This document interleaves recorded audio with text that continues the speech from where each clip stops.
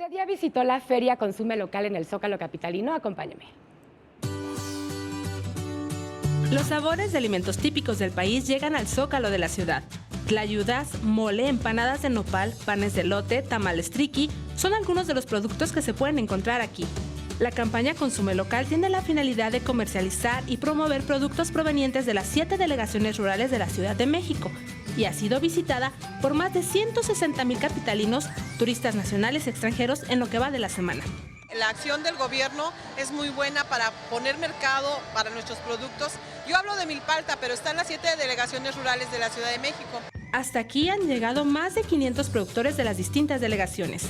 Nosotros somos productores originarios de las comunidades de una de las 7 delegaciones rurales de la Ciudad de México y venimos a exponer el nopal porque nosotros somos productores de nopal. Nosotros en específico traemos la repostería de nopal, traemos panqué, empanadas de nopal. El producto que nosotros venimos a ofrecer aquí es tamale oaxaqueño estilo triqui.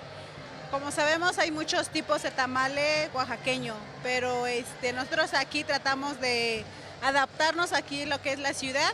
Usted puede acudir hasta este próximo domingo 5 de marzo a la plancha del Zócalo capitalino de 10 de la mañana a 6 de la tarde.